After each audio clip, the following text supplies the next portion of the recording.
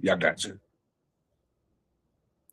Hey, what's going down, everybody? It's your boy, Mr. Solo Fake Rashai for the RB Talk Show. Listen, I've had a lot of great anticipated guests. Of course, I had Chrissy Keys 2 nights ago and stuff. But this brother right here, let me tell you something, one of the most hardworking brothers in his business. He's an author, he's a writer. He spent 28 years in the service between U.S. Army and also in the Navy. And, he was the first black man, to, become what was it, ranked Chief Warrant Officer, Five, Yes, sir. CWS. Man, transportation. Woo! Boy, I tell you, bro, you put the work in. So give it up for A.Paj Turner. Hey, Welcome how to the you RB doing? Talk Show, brother. Hey, how's everybody doing? How you doing, brother?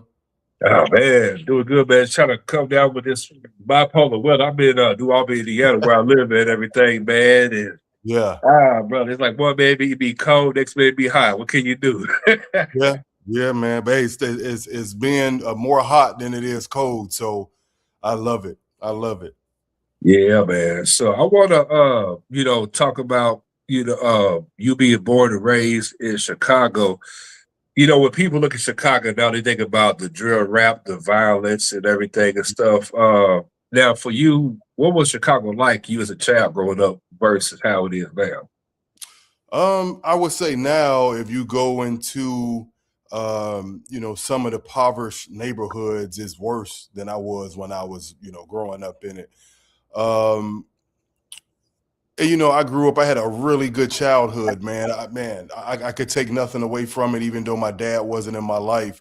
I had, a plethora of friends that was my age, and we were good guys. We wasn't into anything crazy. Um, the gang and the drugs wasn't as prevalent and to the forefront as it is now.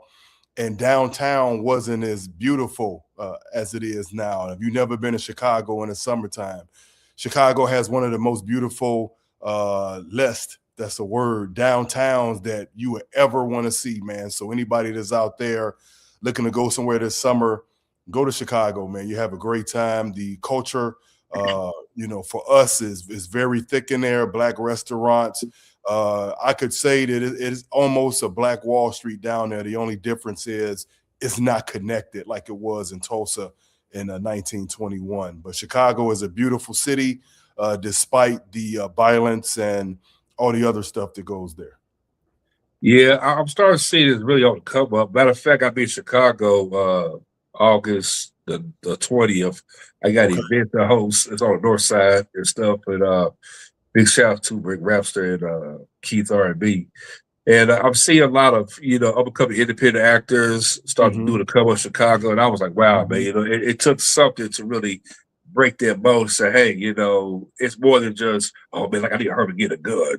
Man, so you can restart that and turn it to something positive. And Yeah. it's sad that kids don't really have anything to really see, besides somebody getting killed up the street.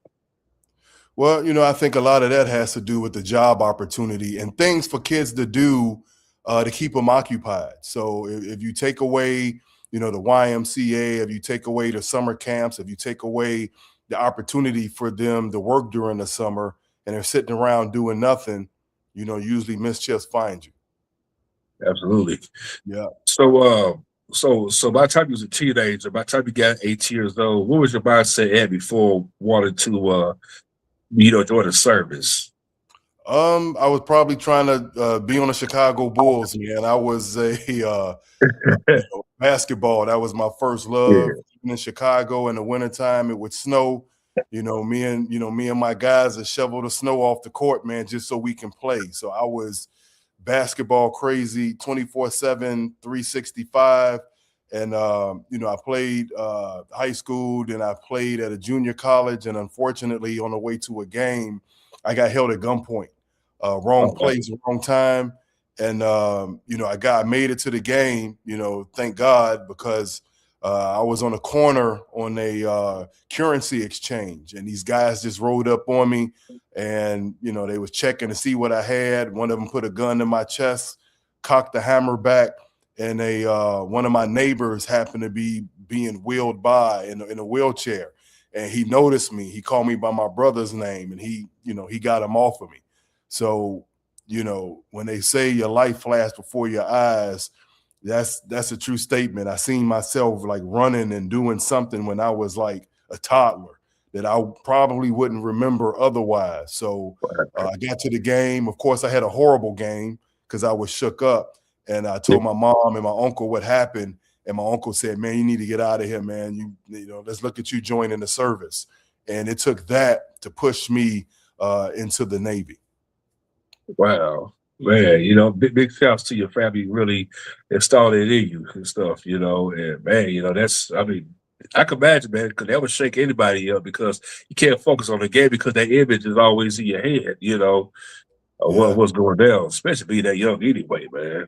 It was Man, it was a crazy situation. And the thing that is really crazy, my uncle at the time was the captain of that precinct that I got held at gunpoint. So how crazy would have been if something would have happened to me? I met my demise, and my uncle is like running that area. So thank God that didn't happen, and then I had a second chance at life to serve my country. absolutely. Uh, so by the time you got sworn in, was you nervous? Yeah, because I couldn't swim. So there was no facilities in the hood where you could swim. All the swimming pools was always empty, right? So I didn't practice. And of course, the unknown, you go to boot camp, they're going to be yelling at you, calling you all kind of names, and wasn't really scared of the physical training. That was nothing to me, but just trying to adapt to a totally different environment that I wasn't used to. I had no clue on what I'd be facing. Wow. So by the time you got out of the field, you see the world. Did it kind of like how can I put like build confidence in you and stuff? Especially, just seeing how things was when you was coming up, deal with a Mhm. Gulf War and be on lookout for the bomb and everything. So what did it do for you like your mentality, say versus when you first got Um, in and did the Yeah, early so stages. I think it kind of opened my eyes to different cultures, right? Because I never left Chicago. I would go to Michigan with summer trips with my mom and my brother, or whatever. As far as like, that was the first time I got on an airplane. So, I went to Great Lakes, Illinois, which was about an hour from the house. I graduated, and then my first duty station was in Groton, Connecticut. That was the first time I got on an airplane, and that's shore duty. And it was almost like I was in college, staying in the barracks, but I was working from, 6:30 to 4 every day. And it just taught me independence. It taught me to save money, learn how to balance a checkbook. So all of the basic things that, a lot of people don't even, get to learn. I was learning this stuff. Bought my first car. So as I got into the Navy and started traveling, went to my first ship, been around the world in III. I was in every U.S. conflict since the Gulf War in 1990. And that's with, Navy and Army. But it's just, they say when you're in the military and you go around the world and you see different cultures, knowledge-wise, you age 20 years than your peers. And when I would come home on leave, a lot of my friends were still doing the same things, wearing the same clothes, and it felt like they was just in a circle. And I knew right then that the Navy had matured me beyond, light years from when I left. So definitely, really good experience for me. Yeah, because I remember when around that time, 1990, 91, I remember I used to hear the word peace in the Middle East. And I was like, peace in the Middle East, but I didn't realize that's where my mom was telling about the war and everything that was going on around that time. That's when we had George Bush Sr. in office at that Yeah, time before Clinton came in and yeah. everything. And I was like, wow, so okay, that's what's going on. Now, from that situation, being an Army, and Mhm. what made you want to switch to, the Navy? Well, in the Navy, I was an enlisted, and I had the opportunity to become an officer in the Navy, right? So, before I jump into anything, I want to investigate and see what that Yeah. looks like for me. And it wasn't a lot of black officers in the Navy. So I would always kind of just pause because so many people was like, hey, man, you need to put your officer packet in. You qualify, you this. I didn't like the way that they treated the black officers. And I wasn't mature enough to be the Jackie Robinson at that time. Yeah. I didn't have the resiliency to take any racism or any of the isms and push past it, because no, I'm from the South Side of Chicago. You come at me wrong, I'm gonna come back at you, just as wrong as you came at me. And I knew that if I wanted to make this a career, to jump into the officership at that time wasn't for me. So I didn't do it. So I had about 8 years in the Navy, and I was on a different ship. And I used to repair submarines. And I came in from a job, and my chief, who was a Caucasian male, they had to be talking about me before I walked in, because as soon as I walked into the shop, they said, "Hey, Turner, you qualify."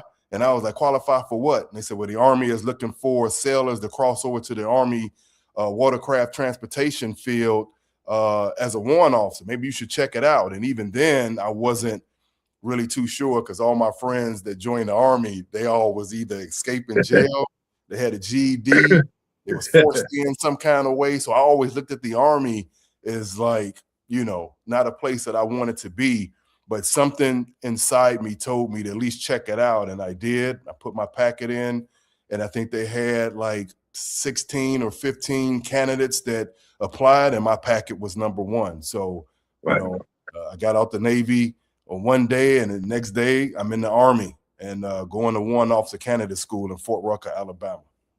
Oh man, that's huge, man. Yeah. Was it somewhere back in your mind you thought to yourself like, okay, once I'm fully done, what do I want to do? Or was the mindset, want to be a writer, author was already there when you was there at the time? No, right? I had no aspirations to write, because military, all you do is write. You know what I'm saying? Everything you have to jot down. You have to write, if you're soldiers counseling, you have to write evaluations. It just was too much writing. So I just had no idea, no thought of ever writing a book or anything, right?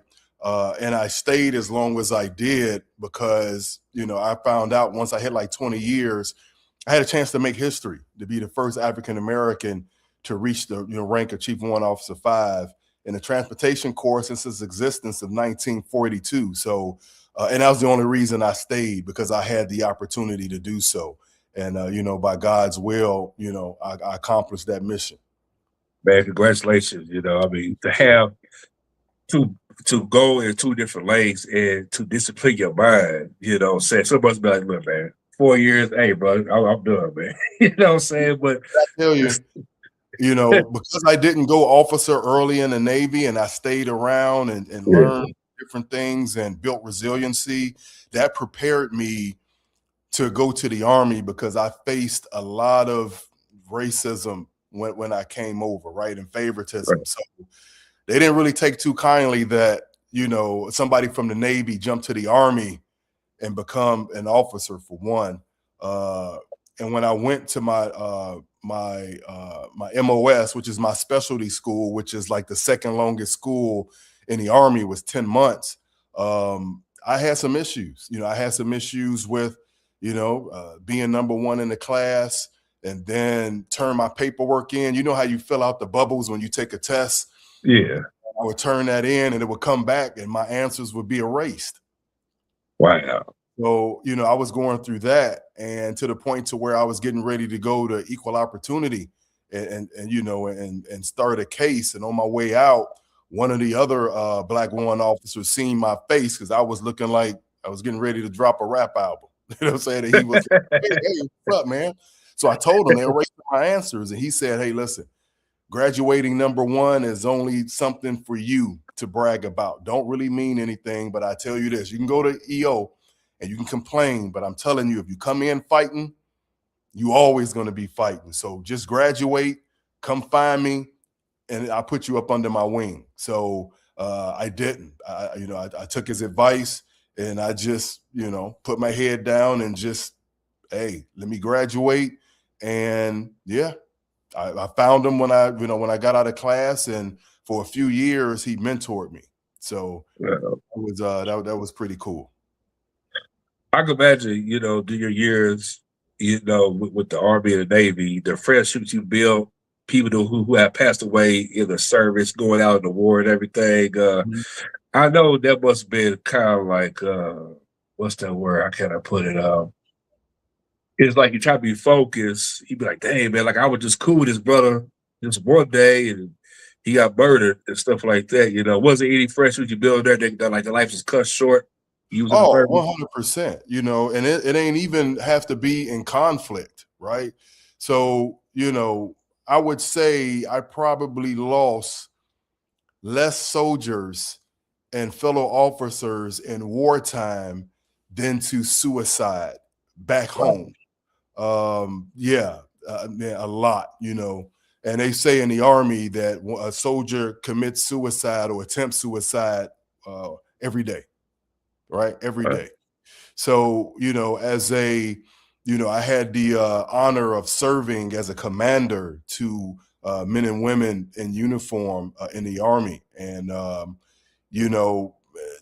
will come great responsibility, comes, the negative things that come with it. So a lot of soldiers, during my tenure as a commander and just in the military, in general, try to take their life because they can't cope with things, either family life, PTSD, leaving from the Middle East, or whatever situations that it may be. So it just kind of shape you into those signs right away. And sometimes you don't know. It's just that you're talking to the soldier, he's laughing and talking, and the next day he's not here with us anymore. And you're like, man, what the hell just happened? And sometimes there's no warning. So with that, I recognize how precious life is and how fast it can be taken away from you. So Yeah, man. Yeah, man. R.I.P. To man, to all the ones that their fault. And man, it's messed up, man. Um, Now when it comes to, I know, like, do they teach you like different language, how to speak, how to like translate a different language to other people, or you have like a translator when it comes to communications? well, it could be either or, because the America is the melting pot with all the ethnicity. So we have people that can speak, Arabic. We have people that speak Japanese, and the Army actually have programs to where if I wanted to learn how to speak a certain language, they'll pay for it, and I take it, and try to get a little extra money for speaking a different language. But I never took interest in that, which I should have. So, I speak English, broken English, slang, and Me too. Man, I can give you all nigga on one side. I can give you just a proper on the other side. hey, yeah, 1000%. So, but yeah, that's a great question. Yeah. So after that, once you completed everything for 28 years, what was your mindset at? At that moment. Well, I was nervous, right? Because you being in something for 28 years, you are what's the word I'm looking for? Institutionalized to a certain system, right? Because the Army, it tells you where to go, where to be, how to dress, what you need to do. So, getting ready to, get out the military, I was a little nervous because I wanted to continue to work. I wanted to do something. And, it was like I was being born again, because I was this for so long, and then that wasn't going to be a part of my life anymore. Sure. And a lot of people, that's been in the military for 30 years, 30 plus, normally after 6 months of getting out, man, they die. You know what I'm saying? Because Yeah. they just can't cope, some kind of mental stress, PTSD. And I was kind of afraid of that, but I always didn't uh, engrave my personality and who I was into the military to where I couldn't survive without it, right? So my Right. soldiers always called me the cool uncle, because I never was 100% military, right? And if I see a soldier messing up, I would never address them with the military mindset. It was always like the cool uncle. Come here, man. Let me holler at you for a minute. Like, what are we doing? You know what I'm saying? Like, you ain't going down the right path, dude. If you like making money, the way you going, it ain't it.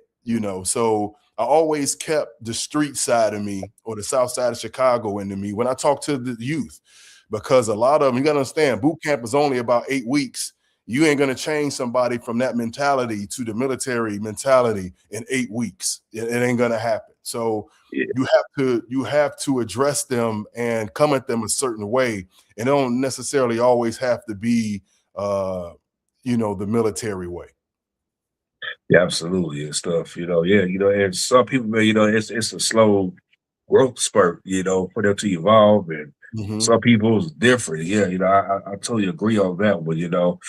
Because I noticed though, because like my uncle, he was in the Navy back in the early 70s. Hmm. And then like whenever I see him how he moves, he like he never liked nobody like right side of him. He has to look at you right in front. Hmm. Because he was telling me though that when his buddies got killed, a straight bullet hit him, and he was standing right next to him. They was doing something, and it killed one of his friends. So since then, he Yeah. always been kind of like alert. Now, that since you said that makes a lot of sense and everything. Oh, 1,000%. Like even today, if I'm driving down the road and there's a box in the middle of the road, no, brother, I go around it. You know what I'm saying? It's just in me. Like a lot of soldiers and sailors and just military members in general, you go over to the Middle East, it don't matter if you're in a war zone or you seeing action or you back in at a base just doing logistics or chilling. You're different. You're Yes. different because the weather 150 degrees, you don't trust the locals, you don't know if they strapped with a bomb when they come to base. It's just a lot, and we're over there for a minimum of like 12 months. Wow. 365 days cut off from America. And when you come home, the clothes are different, music is different. You didn't miss out on how many different movies. If you married and you are the breadwinner of the household and your wife took control for a year, you have to integrate yourself back into your family. You just can't step off the bus taking control. You have to slowly integrate yourself back as dad. So, and understand this, family dynamics change when you go in a year. You gone, your husband or your wife done, stepped out, your kids, it's just a lot. It's just a lot. Yeah, because I tell you, man, there was a lady that I knew of, and I knew the brother personally, though they Hmm. mentioned, and whenever he was going to service stuff, let me see, I'll be 45 to 23rd. I think he's like 2 years younger than me. So whenever he was, out and about, she would go and mess with different dudes and stuff. Yeah. And I stayed off the street. I said, man, this brother even all he knew, man. You know what I'm saying? And I try to stay out of it. And I gave him a call. I said, I think what was it? He called me. I forgot where he was at. I said, "Look, man, I want to tell you this for a long time, but your girl knew she messed around on you, man, with some random Yeah. nigga, man." So you're like, "What?" I'm like, "Yeah, man." And that's when the cell phone pictures start coming in. And I was like, "Whenever you get time, man, what I'm saying, you find Yeah. out." Then we found out the truth. He was like, "Damn, Rashad, damn, man, I didn't see that coming, man." Hey, man, you know, Yeah, that's a slippery slope, man, because I've heard stories of, especially when I was in the Navy, men come home from a 6-month deployment and they find out their spouse is doing A through Z, and they mess around and kill their spouse.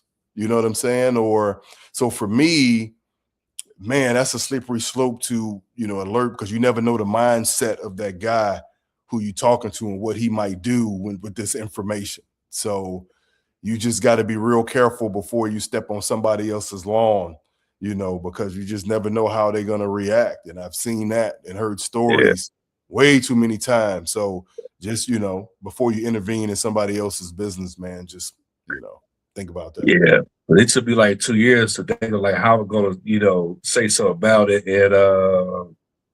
And but I told him, I said, "Hey man," I said, "You didn't marry her, did you?" He said, "Nah, man, I didn't marry her like that." And I said, Yeah. "Well, the only thing you'll get is child support." You know what I'm saying? So Yeah. he don't get your benefits or anything like that. So, but he's doing better now, you know what I'm saying? Big shout out to the brother.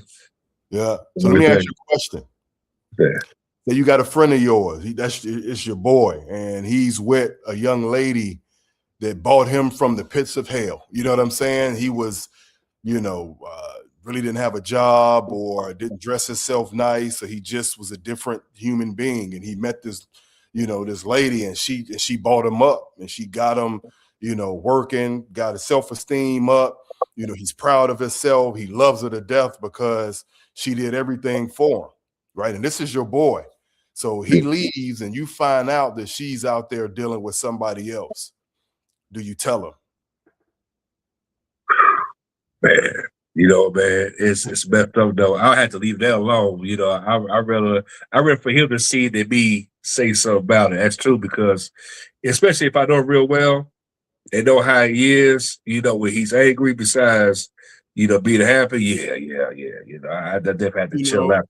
and I had a conversation with this too, right? So here's my thought process. So if she poured into him to bring him from, a zero to hero, and she's like, taking care of her man, as they say, in other avenues, and he's a different person and he's striving, I wouldn't necessarily, and he my boy, I wouldn't necessarily would want to interfere with him, this new person that he is. If I tell him, it's going to destroy him. It's going to take him back down to where he probably was. And the rest of his life, he may not never, ever reach his potential. So I wouldn't, for me, I would not interfere with that because, I know what it is. And if he finds out like years later and he knew that I knew and I lose a friend, that's a gamble I would take. But I would know at least for those amount of years, he was a better person than he was before he found out. So, Yeah. man, that's a really a kind of a good question and a good, man, that's some good content right there. Yeah, because I think the reason why I told him because he looked out for me when I was dating this one lady, and it was my fault. I learned that never deal with a woman that you date to work at the same job. So Yeah. that was me returning the favor to him. Like a decade later back then and stuff. But I'm glad he didn't go berserk like that. So Yeah. And I don't want to make this one-sided. Women, they experience the same thing, and sometimes it's worse. Not like it's just men, but women, they go through the same thing. And one thing that I would say, women are definitely more resilient than we are dealing with that type of situation because they have a network and they have a team of their girlfriends to lift them up. Girl, let's go. You know what I'm saying? We don't necessarily have that because when we're hurt like that, we're really apprehensive on sharing that with our boys because that's vulnerable, and sometimes men attack vulnerability. So I wouldn't necessarily like tell my friends because now they start joking on me about it. So men normally keep that inside and we just eat it, right? But that's why you see in the suicide rates of men and women over relationships is not even close. Men are like skyrocketed when it comes to suicide over relationships than women because, man, they got a team, and we don't necessarily have that. Yeah, you ain't lying about that, man. Because soon as one sister's heart broken about it, she was right or wrong, she always have a wolf pack of women Yeah. versus the brothers. Yeah.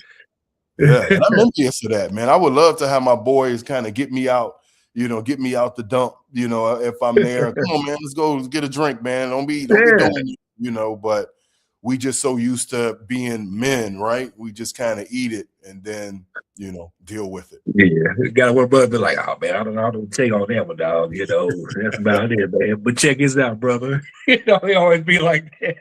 No doubt. And so, so when did you want to be an actor? The acting bug start kicking in.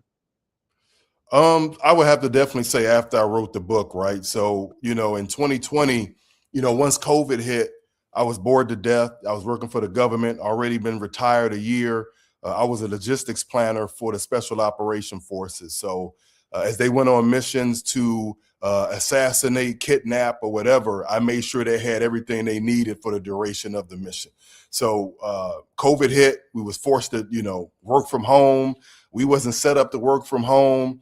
I was watching the last, season of Power, and I didn't like how Black son killed Black father. I didn't think that was something for our culture to see, and I didn't think it was something for other cultures to see. So, instead of talking about somebody else's project, man, you come up with your own. So I came up with the Emancipation of Limits, which is a definite dedication to Black Wall Street of Tulsa, Oklahoma in 1921, right? So I always loved that genre of, books, film, or whatever. The Wire, The Power, The Sopranos, Breaking Bad, you name it. So I wanted to do something with a Black movement to it. So I came up with the character who's been around the world. Everywhere he went, he noticed people of color lack vital resources when it comes to education, banking, real estate, medical, you name it. And so his last assignment as a drug counter officer, he found out that the United States was seizing certain cartels for drugs and money given to other cartels. And then the cartels was taking those drugs and flooding the urban areas with it and giving the U.S. a profit so they can fund wars. So the character said, hey, you know what? I'm going to use this to my benefit. So he warned the cartel that the U.S. was going to invade. The U.S. invaded. They wasn't there. They came back. He asked the character, Richie, all right, you warned me. What do you want? He said, well, I want to get into the drug game, but I want to use the profits to recreate Black Wall Street. So when I wrote the book, I wrote it in a reverse chronological order because I'm a big fan of Star Wars. So in the book, he got Black banks, he got Black schools, he got Black hospitals, he got rehab centers, strip malls, and he got the Black dollar circulating in the community for 10 days and not 6 hours. So I created this world of this book. And when I got done, I'm self-published. I did a book trailer, which is like a review of a film when you go to the movies that's coming out later. I put that on Facebook, and within 2 months, it had over like 375,000 views. And one thing that everyone that commented on it was, man, when is the film coming out? So the book was selling just off of the trailer. I took a couple years off. The proceeds from the book, I started a trucking company, did that for a few years. And then, here comes God pushing me into the direction of learning how to write a script. So I self-taught myself how to write one. After I finished it, I knew that there was nobody on the planet in my mind that can play the main character but me. So, this gentleman called me who bought the book like 3 years earlier and was like, hey, what are you doing with this, man? This book is amazing. Are you turning into a film? And I actually was. I said, hey, I'm almost finished the pilot script right now. He said, hey, when you finish, come see me. So I finished. He flew me to New York. We had a conversation. And he said, what do you need from me? I said, well, I need an acting coach because can't nobody play this role but me. He said, by the time you land back in the DMV, you will have your acting coach. And I did. A lady by the name of Tracy Moore. She's a well-known acting coach and casting director and had taught Naturi Naughton, Common, Dave Chappelle, Busta Rhymes, Eve, you name it. So I called her. We had a conversation, told her my background, military being the first. And she said, hey, we got to take care of the first. And I've been rocking with her. Once I got, to the point where I felt that I was ready last year, me and my classmates who I met in acting class, we got together and we shot the pilot to the Emancipation of Limits. Man, that's awesome, man. Congratulations on that and stuff. Appreciate it.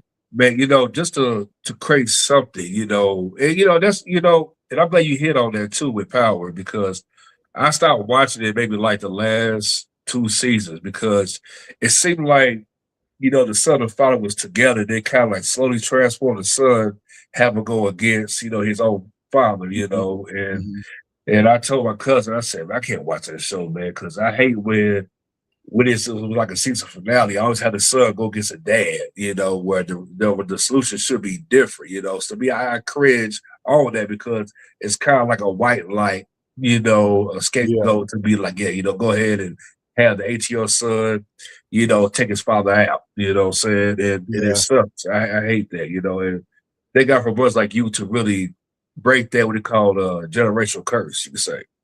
Yeah, I think that this is the era of, Black empowerment, and we got to do better, in our films. We can't keep having Black women angry, long weave, the stereotypical, thing that you see in our, in the television and films, man. I want to change that entire dynamic and put our queens, to the forefront to where it needs to be. So, in Emancipation of Limits, we have Black women, it's a mayor, Black woman that's a vice mayor. There's a Black woman who is very important to the main character's crew. And I want to continue to, put women in roles of,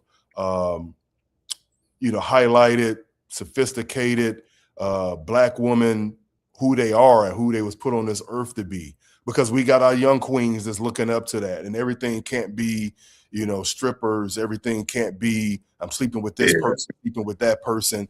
Our queens is much more than that, right? Because everything that's walking on 2 feet on this earth comes from Black women.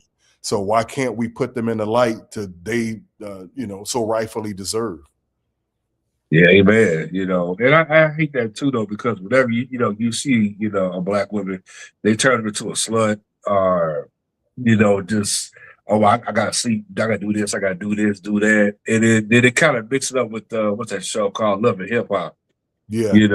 Mix it up like that. Like, come on, man. We done see that in different platforms. We want to see a Black woman kick some ass, save the world.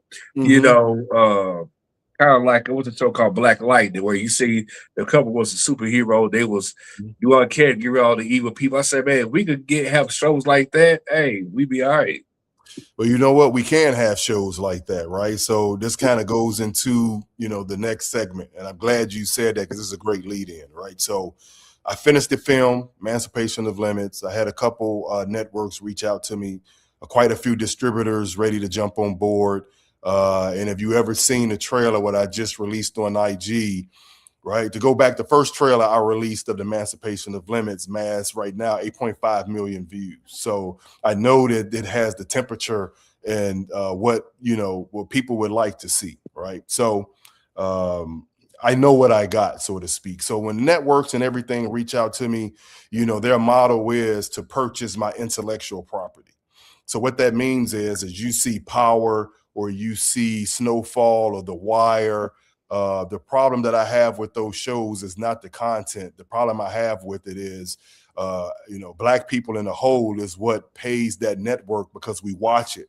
We're huge fans of it, right? So an example, The Wire grossed $1 billion of that franchise, right? Right. What did Black people get from that? Nothing. Absolutely nothing. Say it again, right? That's a problem for me. So this type of film that really highlights Black Wall Street, the Black movement, mixed in with the the crime story genre. I don't think that my TV series should be in the power of people outside of our ethnicities, right? I think that we have enough people in the community that we can fund it ourselves.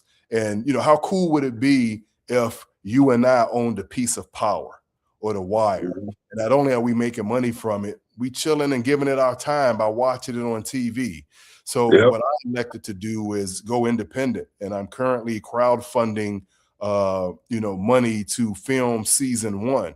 And you could own a piece of it. Everybody's watching that can own a piece of it, and do something great. I have it really set up to where you can really, really benefit and make money from it. So it's a 6-season series that I wrote it to be, and we're currently raising $1.23 million to shoot season 1. So what I offer to people who want to invest into it, whatever you invest, you'll get 100% of your money back plus 25%. And season 1, 2, and 3, you'll get 10% of the profit pool. Every season after that, it drops 2.5%. So at season 6, you'll get 2.5% of the profit pool, but any spinoffs from that, you'll get 2% of that, right? So another thing that I'm doing is I can't have a show talking about Black Wall Street if I'm not really trying to recreate Black Wall Street. So there's an additional 2% that would be donated to a existing Black infrastructure. And if not, then the infrastructure that I build for African Americans through my LLC, everybody that invests, their names would be either in the concrete leading up to the front door or somewhere along the walls that your name would be embedded in that infrastructure. And that's giving back to what I come from. And if they're saying that we can only make money out of being in sports and entertainment, then why can't we flip entertainment of sports, fund our own films that we like and benefit from it? Yeah, absolutely, man. And I would love to, really take the time to, invest, what I'm saying? And I think it's definitely important because we need, great stories, Yeah. Especially, where a point where a parent can feel comfortable with his kids to have watch a TV show and stuff like that, where it's not all about sex. Just go straight to the point and educate them, with different stories. Because I noticed, like you said, with The Wire and all these other platforms, it's like they will build up a certain public figure, on the show, especially a black man. They'll find a way to dismantle him and take all the masculinity out of him. Facts. And they just become a joke. And I'm like, what is this? Then you find out it's the opposite of the Yeah. cover. And It's then like, there's another reason, right? So I give you another fun fact. So Power grossed $1 billion, right? yeah, Omari Hardwick was the face of Stars.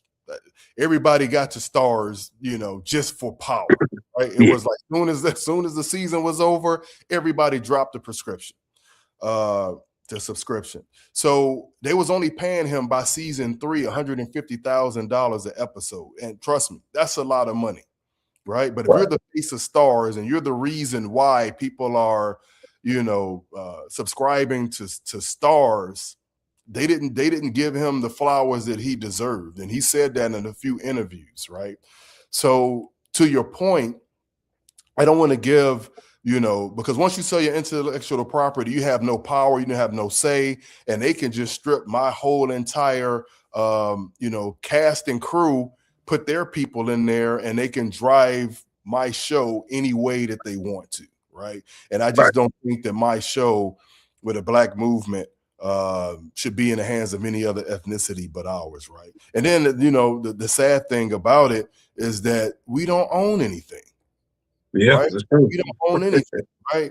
So when Spirit needed 500 million, if black people put their, get in closed ranks and stick together, we could raise 500 million probably in a lunch break. Yeah. You know what I'm saying? We Yeah, can, but we absolutely. are the consumers of America. Now, if we kept our dollars in our pocket, the United States would crash. And I think that we don't really understand how much power that we really have. So I'm trying to show us that there is power in numbers. And, we see Black Wall Street photos, a little videos in here, but how awesome would it be that you see a TV show that has a black hospital that got black nurses and black doctors? How cool would it be to see a black private school with black teachers and black students in uniforms, right?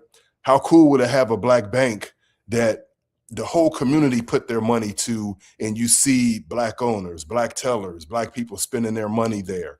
I think that's something that, we need visuals, right?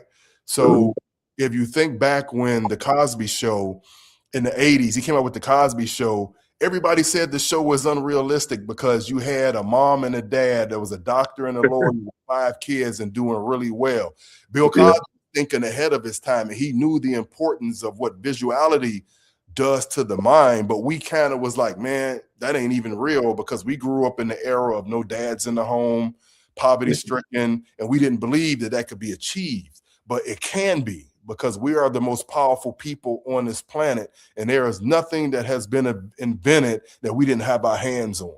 So I think that we need to be reminded of that, of how powerful we are, and if we band together, support the Emancipation of Limits, man, that's just what the title of it is, Emancipation of Limits, free of that proverbial ceiling that we all hit when we're being dominated in the white world. And we can change that immediately in the blink of an eye.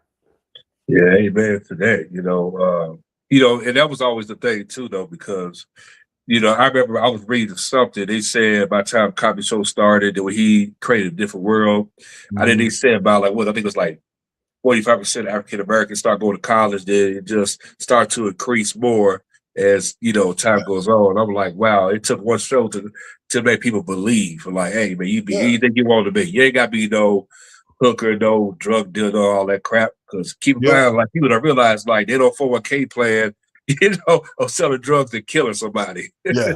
Oh, 100%, man. You either, hey, you either dead or in jail, man. It's only two ways Man. around it. But I kind of wonder, presume, and the show isn't really about drug dealing. You won't even see drugs being dealt throughout the whole 6 seasons. The show is about Black people sticking together on one accord to reach a certain goal, and it's just so happened that the main character and his crew is doing it with illegal means. But if you take that illegal means out of it, it can be done. Black Wall Street really already exists in a lot of cities. The only thing they're not connected so that dollar can stay in a community for days and not hours like it is, right? So we had a Black grocery store, and say you had a catering business, right? So Right. you can come to my store to buy, your product.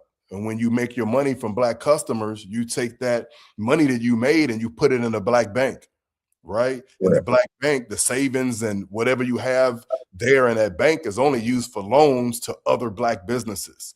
So that's how you keep that Black dollar circulating in the community. Every other ethnicity, it circulates in the community. That dollar passes 10 days in different hands in that community, right? Ours don't. 6 hours. Ours go in the community and it goes into somebody else's community, whether it's Nike, whether it's Gucci, whether it's Fendi, whether it's whatever. You know what I'm saying? So I think, we need to change that mindset, because the further away we get closer to AI, the more Black jobs is going to be taken, because they're taking our jobs first.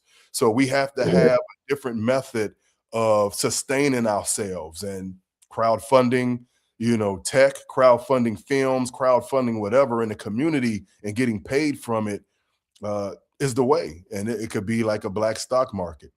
Even a crowdfunding company that I'm using is Black owned, and they're the only Black owned crowdfunding company that exists right now. So I'm a believer of us banding together and make it happen. Yep. My PR, big shout out to Beach Vintage in Virginia Beach. She said, as much as we are always taking cruises, we need to band together and have our own Black owned cruise line. That is true.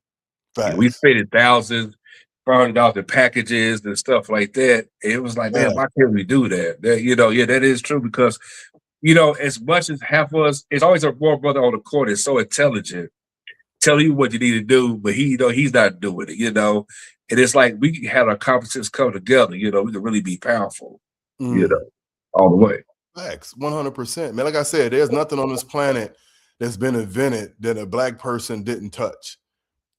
Black men, Black women, we touched it all, right? But what ended up happening?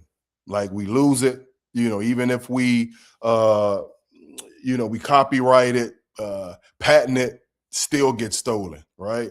So, and then when they say, man, how can you, like, this is 2026, how can y'all still be upset or whatever? It's because y'all had a 400-year head start on the monopoly board. So if everything's bought, and you got Boardwalk and you got Park Place and you got Indiana Avenue and Illinois Avenue, every time I hit it, I got to give up money. I don't own anything on the board, so I'm always going to be impoverished.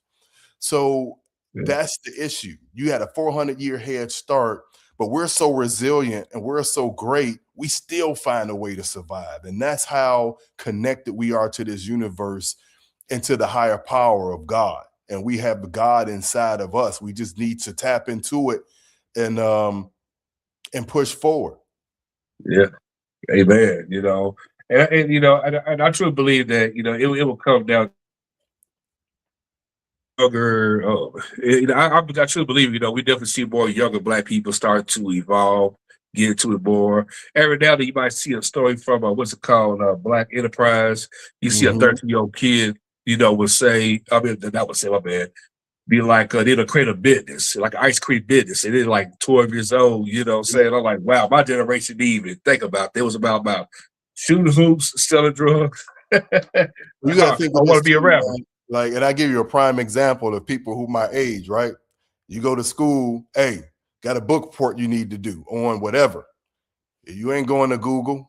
You going to the library, you getting on that old machine, showing all the stuff. I don't know Yeah. if people who my age is laughing right now, right? You got to go and pull the card, put the card in there. I can't even remember, but it was like, it was a process. You know what I'm saying? But what that taught us is how to work without having to using technology. Our technology was minimal. So it kind of taught us how to hustle and bustle. And that's, I think, a lot of the young generation are missing. For them, hey, you do a book report, man, they go on Google, they ain't got to leave the house. They can do whatever they need to do. Technology is just, night and day from where we was. So everything is at their, at the palm of their hand. We didn't have that. You know what I'm saying? So yes, they are smarter than we are. And well, I would say this, they have the ability and the capability of what's around them to be smarter. But I think that my generation and probably the one before me, I think we have more of a resiliency and working hard towards our goals that the youth do not have. But since they know technology, they know how to work it, they know what they need to do, yes, definitely you will see more millionaires and entrepreneurs that actually make it than in our time. Facts. Oh, yeah, absolutely. Yeah, I could definitely see that. It just hit me too because when I think about your show, Emancipation, I said, man, I can see it on Bounce TV. I can see it on TV One Network and other platforms, wherever how mainstream it goes. As longer it's under your advisory guidance, you know what I'm saying, and they keep it, the way you want it. I think it'll be fine. Oh, yeah. And I'm already, up that path. So you have your networks, your stars, your Netflix, Hulu, HBO, Showtime, or whatever. But there are things out there or capabilities out there like Film Hub and Bitmax, and what they're aggregators to the network. So right now I'm in, talks. I have a letter of intent with Film Hub. And the beauty of working with the aggregator and not going strictly or straight to the networks is I get to keep ownership of my intellectual property and still have the capability and a chance for my film to still be on Netflix, Stars, Hulu, and so on and so forth. So that's the beauty of kind of studying and understanding the route you want to go before you step out into the film industry. So as long as I keep my intellectual property, that's what I want. I want to be able to benefit off not only my intellectual property, but my mental-lectual property. So, and that's the game. And, I ain't a gatekeeper. And if there's people out there who's trying to figure the things out, man, let's sit down and talk, because I love us and I love building with us.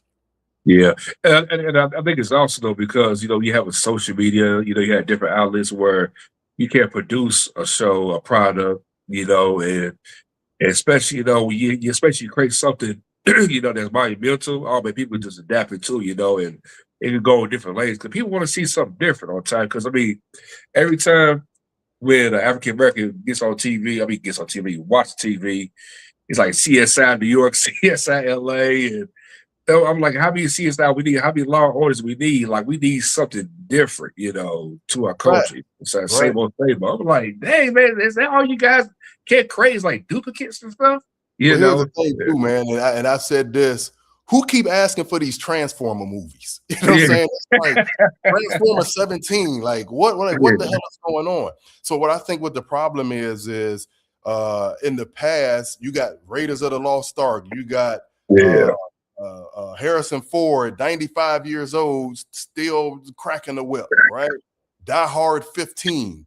So there is no creativity in Hollywood, really, right? So if you look now, it's these young creators and these young content makers who are like killing the game because they have something that may be fresh, may be different, and it's just so many different avenues that you can do to get your content out there to circumvent Hollywood and still make millions of dollars and own your intellectual property. So you think about it now, they just coming out with verticals, right? Oh, verticals. Vertical, but Country Wayne been doing verticals for 10 plus years.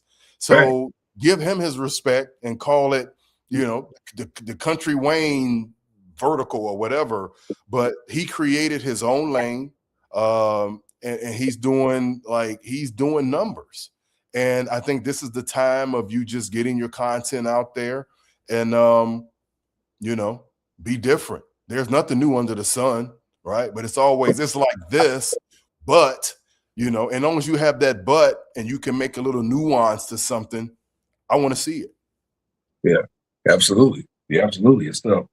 And speaking of Country Wayne, how did the Deuce character came about?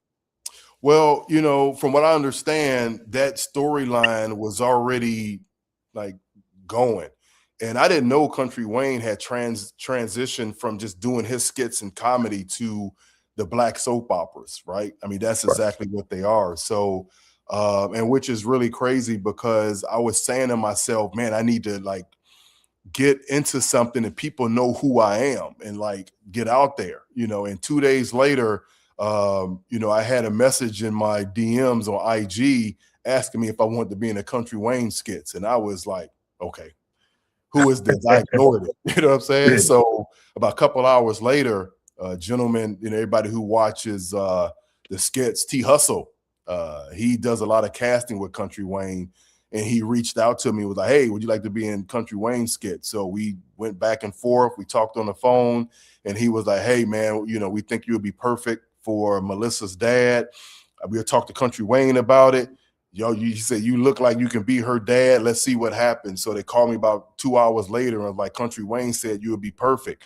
So about 2 weeks later, you know, I was in Atlanta and I did my first skit, and which was the one where you know, Melissa came to the prison to talk to her dad. So I did that, and then next thing you know, we were off and running. Yeah, because I tell you, you know, like your character being brand new, you know, the first came out, everybody got hooked to the Deuce character quick. You know, it's like Yeah, you see like the emergence, like, okay, you know, we see where Melissa was going at, we see where Mother Hollywood was going at, and people though you felt there was something missing, and then your character debuted, it made a lot of sense. You know, like, okay, yeah, this brother's different, you know what I'm saying? yeah. And I bring a lot of different. First of all, first I never stepped one foot in jail except my uncle precinct just to go visit. So I had to do a lot of reading and researching on the drama that you will come out of prison with, right? PTSD, 20 years in prison, you have a certain mentality. So I wanted to bring a certain mentality, somebody who is real stern and, you know, don't take no mess from nobody. My character was a, you know, drug dealer who was big in Atlanta and, you know, got caught up, went to jail, was away from his kids and his, you know, his wife Hollywood for, you know, 20 years. And I had a lot of resilience, you know, getting through that. And I resented her because she was like the reason why I got caught. Well, I'm the reason I got caught because I was dealing with somebody else. She found out, she started flipping out, you know, good neighborhood they lived in, you know, white man, white woman, black man, you know, engaging and arguing. They called the police. They searched the house, found the work, and off to prison he went. So, you know, once I had the backstory, it was kind of easy for me to build Deuce and, you know, bring something different to the skits. yeah, you know, because I like how the character, was evolving, you know, transition out of prison and stuff, and Yeah. you know, the East Kid, like, oh man, this is good, man, you know. And the only thing I was disappointed in was like, you know, your character never got a chance to find out, you know, who shot your son, you know. That was the Yeah. only thing was I was pissed. I was like, come on, man, like, you know, if all of a sudden they Yeah. could have had on it, but no diss to, you know, I don't make a diss to the show though like that. Though. I was just kind of like, hey, like where are they really left on that part? Yeah. You know, I think that storyline, I watched all the storylines. I think my storyline had the potential to really be like great, right? But unfortunately, you know, things that I can't speak to that, you know, they put our storyline on pause, right? So in my mind, I think because there's other storylines that went away for some time and then they come back like a year later. But I've already, you know, contacted, you know, my lawyers to reach out to Country Wayne people and a chance to produce them. I know what I can bring to the table with that storyline, and just make it like, of course, every family got drama, but I think that there's comes a time to where you want to see the family win, and everybody is rooting for Deuce. Everybody's rooting for Hollywood and Melissa to kind of like, and Easy to kind of like, to kind of make it.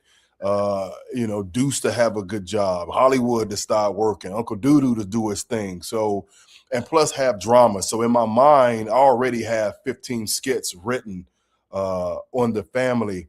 I just hoping Wayne gives me the green light, and if he does, it's over. You know what I'm saying? I'm gonna kill the game, just like I do in everything that I write. Man, please, Country Wayne, man, let this brother write, please. Yeah.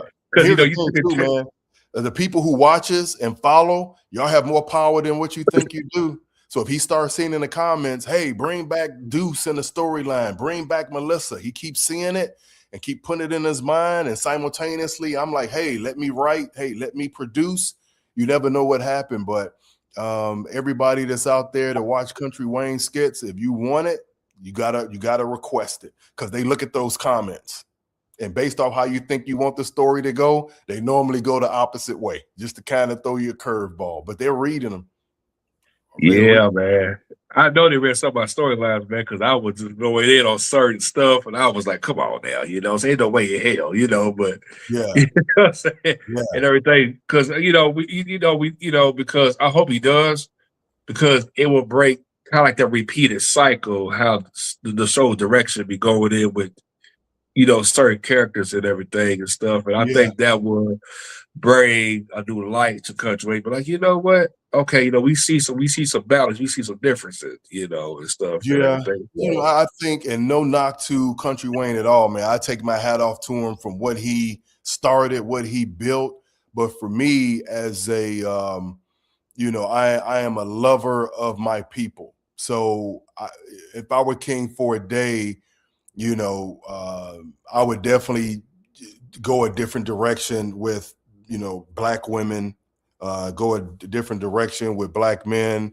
I would build more unity into the shows of what we could look like, as a family, as a business. You just sometimes, man, when you see positive things, positive, you do. I tell my daughters all the time, man, if you have positive thoughts, you get positive outcomes. And I think for our culture in this time to see positive things, the only result we can have is positive outcomes, man. I think we need to grow up out of, sex and, everything else, man. Everybody we know how to do that. You know what I'm saying? Like, yeah, man, right. So let's do something else. Yeah, there come a time they got to turn the value down on repeating stuff. Yeah. And if I tell you guys like what I got in mind for Deuce and the family and how I would implement the change, and I even asked him, could I do a featured film for Deuce? And I'll in my mind, I'll do present day, I'll do when he was in prison, and then I'll do before he went to prison, when he was a kid, how he got his nickname Deuce, how that'd be perfect. You get his nickname, right? It'd be funny to see, a younger version of Deuce, and you see him Melissa and Easy as toddlers in Hollywood. See how we were and how he was like giving books and giving kids haircut in the hood and all this. And I think that the character in my storyline has so much potential to like grow and expand, that I have it all here, but I just need that opportunity. So those Country Wayne fans out there in the comments, I don't care what skit you watch, start dropping, hey, we want Deuce and Melissa and the crew back. And hopefully it comes to fruition. Man, I hope so too, man, because your character got so much legs. It's like, we can't wait. We cannot wait till you return. You know what I'm saying? Because I mean, because like it's in the air. We just can't wait for it to release and stuff. Yeah. And I hope that does happen, because they know what's going on. You know what I'm saying? And but I gotta give it to the brother, man. I mean, 1 billion views per month, man. A month, 1.4 billion. Think about that. That's crazy. Man, give me $1 billion, brother. I'm gonna show you what's gonna happen, man. It's crazy. So And stuff. that little 8.5 million I got on the trailer, if you really think about uh America, because he has like fans over in England, he got fans over in Africa. Hey, man, this dude is like he's done it, right? And Yeah, Hollywood is trying to get the blueprint from him, and Wayne like, yeah, I get it to you, but I need 500 million. yeah, And that's how you do them. You know what I'm saying? yeah, So I'm just hoping, I know God didn't bring me this far to drop me off. I'm just, on this journey, I can't wait till he put me in a position to be able to mass that amount of attention and money so I can show like, you know, how I can try to rebuild Black Wall Street, right? Because I think a lot of the problems we have in our culture, when you see rappers, NBA players, entertainers, and they do give back, don't get me wrong, but majority of them don't. And I think the problem is that we're built for survival and not service, right? yeah, So we have to flip that and be built for service. And because we're survived, Black people have been surviving since slavery. So we're survivors, but I think we need to be built for service. yeah. That's true though, because I be seeing a lot of these brothers out there, showing off lots of money. If you go sit there and flash a lot of money, why can't you flash, help the community out? Yeah, It doesn't take 100%. that much. And I tell people, man, I got 3,000 kids, right? But just two of them are biologically mine because I mentor. I talk to the youth. I talk to people my age bracket and below. I just think the communication and mentorship in our culture and our community is lacking. So, anybody that I can grab down, reach down, pull them up, that's cool. And the Emancipation of Limits might do great things, but it also might spark the person to take it higher than me. And I'm okay with that. I want that. I invite that, right? Do better than me. Be better than me. And maybe I'm the person that's going to spark the person, quote from Tupac, to change the world. And I think that if we can adapt that type of mentality in our journey, in our culture, man, we could be, man, there is no limit to what we could be. Yeah, amen to that. Because I remember you mentioned about the book. Like if anybody want to get a copy of your book, like where can they get it at? Yeah, so I'm actually giving away a free copy of the Emancipation of Limits right now, and that'll put you into my subscription email. You get a free book, and then once a week you get an email from me, basically talking about Black ownership, basically talking about intellectual property, talking about just Black empowerment, and you'll get 5 emails for 5 weeks, and then that'll connect you to me to look at the crowdfunding. I just think that is something that every Black person needs to understand what it is. It's not in our community, and understand, like back in the day, to invest in the film, we had no access to that, right? Yeah. And that goes for other ethnicities as well. So normally, like a Star Wars like come out, or a film, Indiana Jones or whatever, that's like a closed millionaire club where they invest in these films, and they benefit from the proceeds, right? So crowdfunding opens up the avenue that the average person can invest in Emancipation of Limits, invest in my sci-fi film that I've been working on, Necessary Regicide, invest in another film that I'm working on that's a horror flick called Look at God. So there's avenues that we can put out films that is Black led, Black actors, create jobs by Black people, and our community just don't have access to that. But now through crowdfunding and with Centerblock, which is a Black owned crowdfunding company, we have the access. So let's activate it and let's go. Yeah, man. Most definitely, man. Shoot, man, my brother, thank you for coming on the RB Talk Show. I appreciate you, brother, for reaching out to me, interviewing you, man. Because I was gonna reach out to you, man, and stuff. So like, I'm glad that God put that together. I'm definitely going to send a link to my PR because she's a big fan of books. She loves to read. I'm going to check it out myself and stuff. Once I Yeah. get off of here and everything. Yeah. So I would Yeah, say this, everybody that's following If you look at my name, A.Paj Turner, I'm the only one on IG. DM me. I'll give you the link to get the free book. And yeah, I love to have you follow me.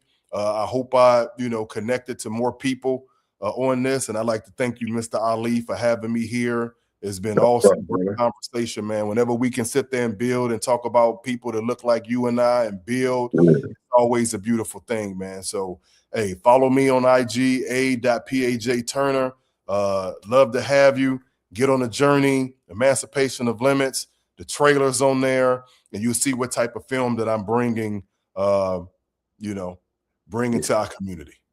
Yeah. Oh, before you get off it, since this is Black Music Month, when you're in the mood in your car, what music do you listen to when you're driving?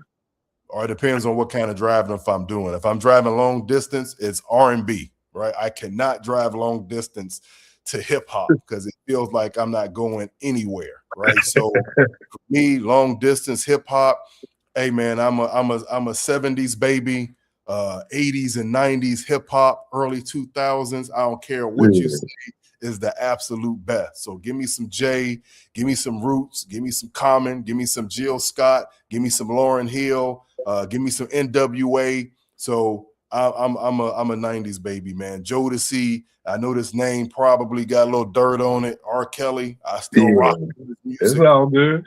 He just, R. Kelly got it from Chicago, man. I know the backstory of R. Kelly.